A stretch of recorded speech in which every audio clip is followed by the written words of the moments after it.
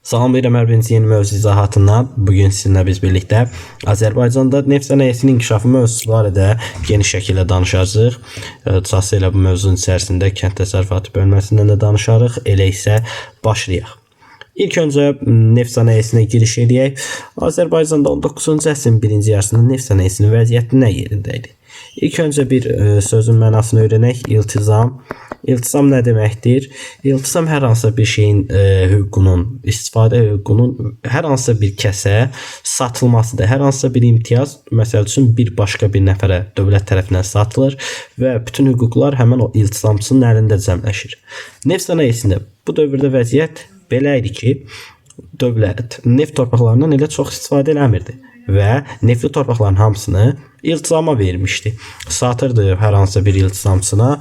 İltizamçı da oradan neft torpağından özü bildiyi üzrə istifadə edirdi və iltizam sistemindən istifadə olması neft sənayesini gerilədən əsas səbəblərdən biri idi 19-cu əsrin əvvəllərində. Bununla yanaşı Azərbaycanda bu dövrdə neft sənayesində yeniliklər də var idi. 1848-ci il.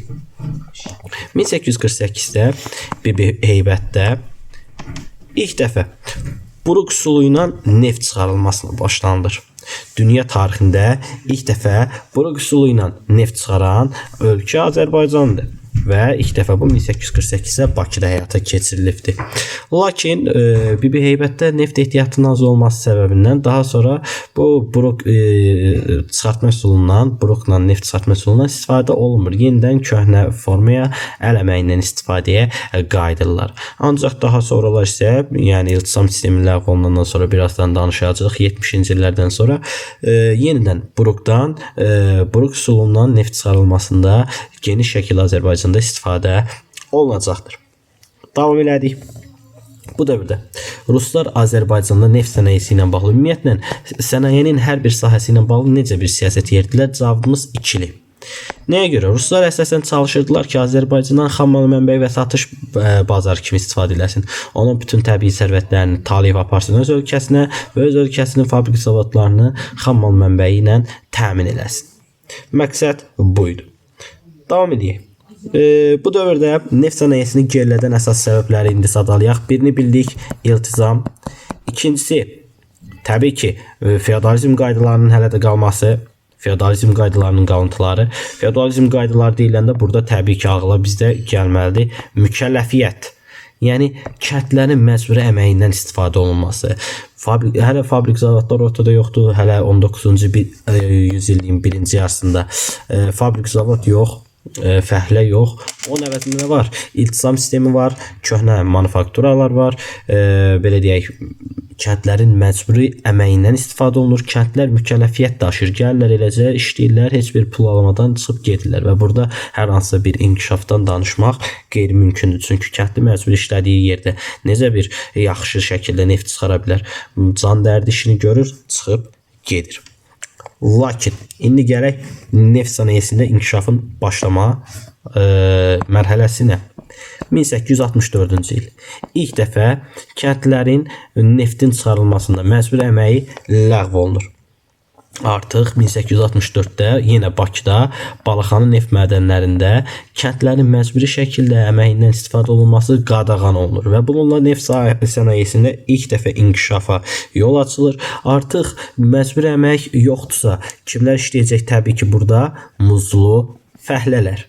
Muzlu işçilər, yəni yeni yaranan olan təbəqə olan fəhlələr burada istifadə olunacaq. Başlayaq 19-cu əsrin 60-90-cı illəri arasında neft sənayesinin inkişafına gedən yolda.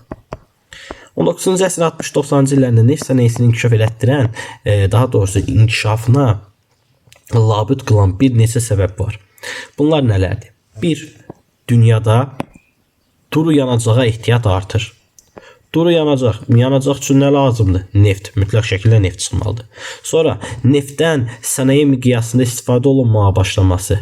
Artıq bütün sənaye müəssisələrində, fabrik zavodlarda buxar mühərrikləri var. Buxar mühərriklərindən yanaşı digər yanacaqla işləyən mühərriklər var ki, bunlar üçün nə lazımdır? Neft. Bundan başqa müharibələr olsun, silah sursatı hazırlanması olsun, yenə nə məlumatlarına ehtiyac var, neft məlumatlarına ehtiyac var. Bundan başqa məcburi əmək ləğv olunub. Məcburi əmək ləğv olunandan sonra nə yaranır? Ucuz işçi qüvvələri.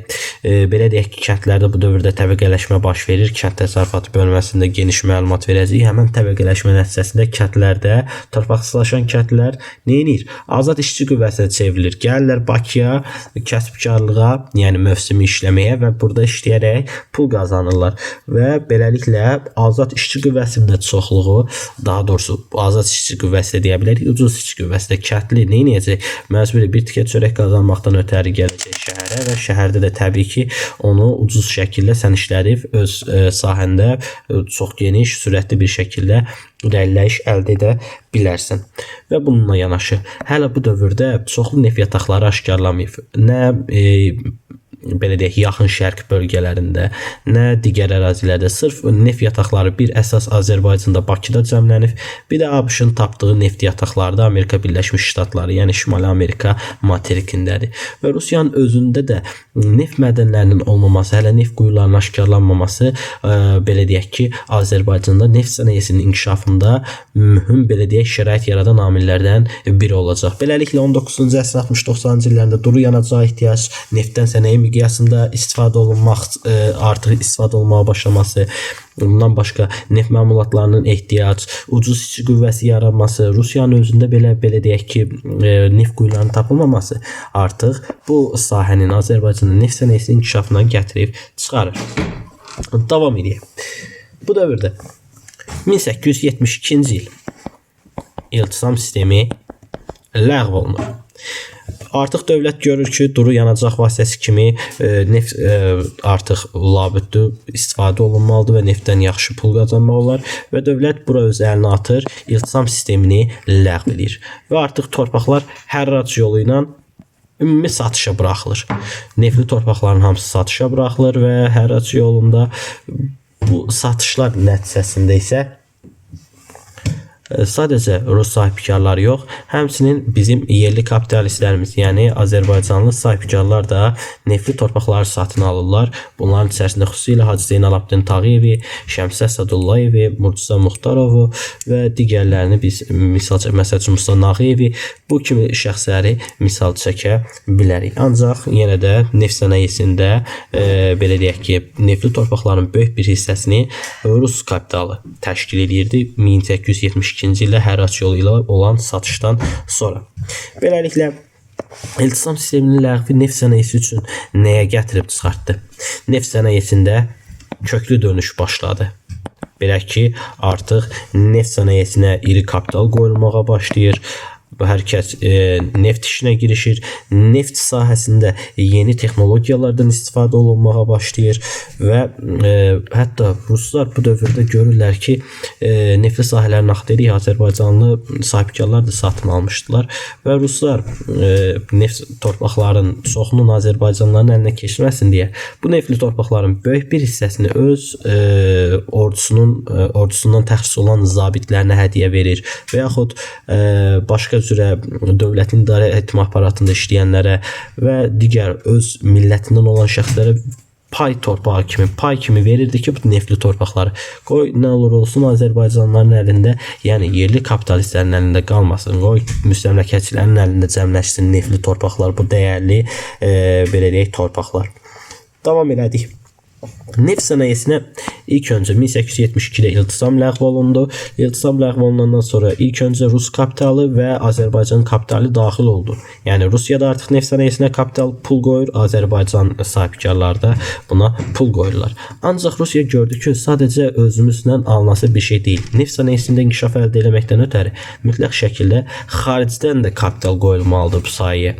Və bundan ötəri də xarici kapital üçün Rusiya öz qapılarını açıq elan elədi. İlk dəfə 1879-cu ildə xaricdən İsveçin Nobel qardaşları şirkəti Azərbaycanda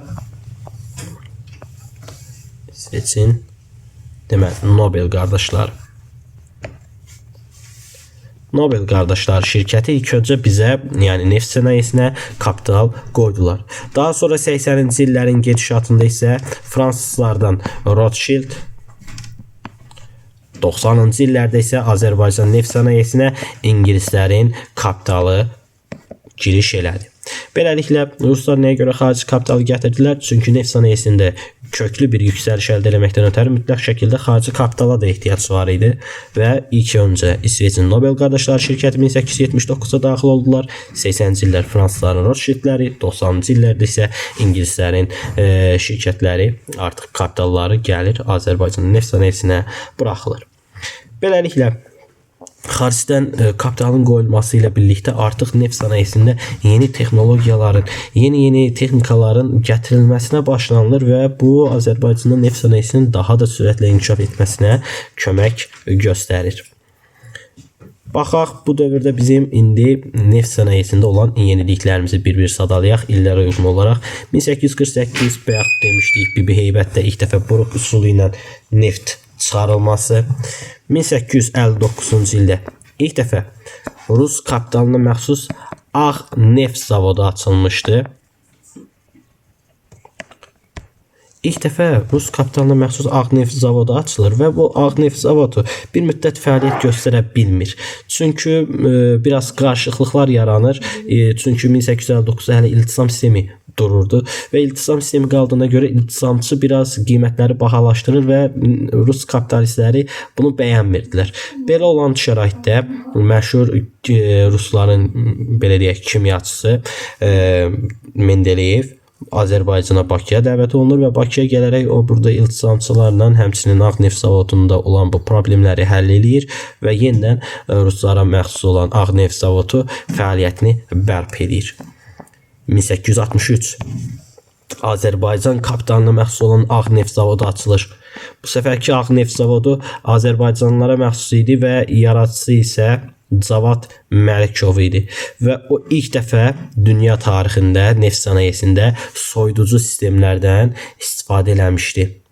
Neftin saxlanılmasından ötəri neft ayırma prosesində soyuducu sistemdən istifadə eləməsi Cavad Məlikovun əsas belə deyək yeniliyi idi. Bu Azərbaycanlıların neft ayırma prosesinə gətirdikləri bir yenilik olmuşdu.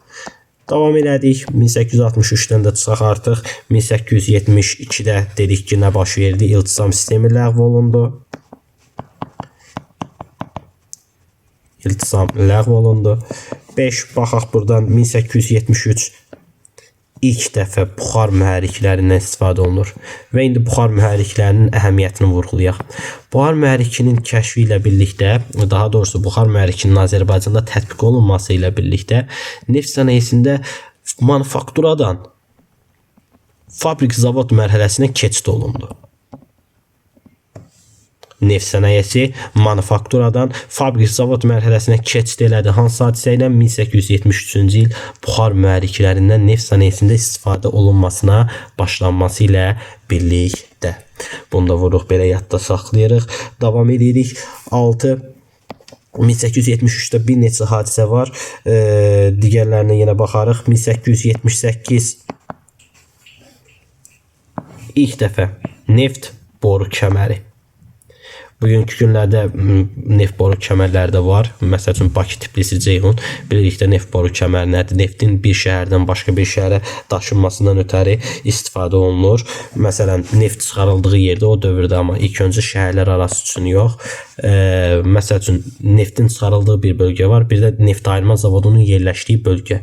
Neftin çıxarıldığı yerdə neft ayırma zavodunun olduğu bölgəyə qədər boru xətti çəkirdilər. Həmin boru xətti ilə ta nefti asan bir şəkildə neft ayırma zavoduna ötürürdülər. İlk dəfə 1878-də Bakıda nə çəkildi?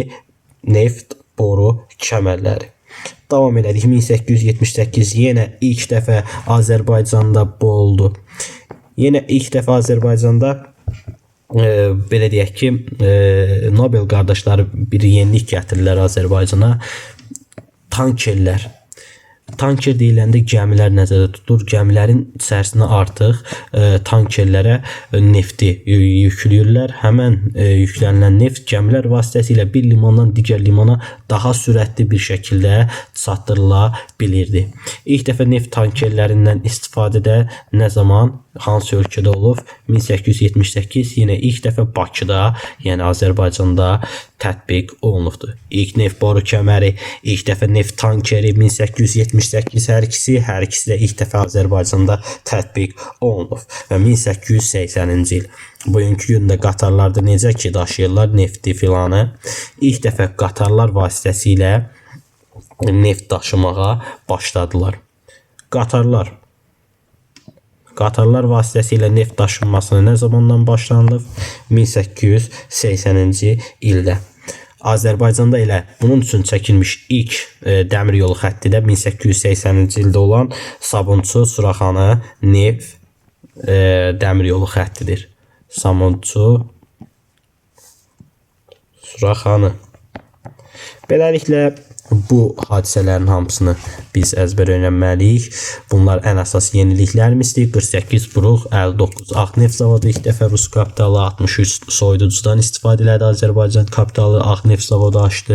72-ci il ittisam sistemini ləğv elədilər. 73-də buxar mühərriki və buxar mühərrikinin əhəmiyyəti artıq manufakturadan fabrik zavod mərhələsinə keçid baş tutdu bunun sayəsində.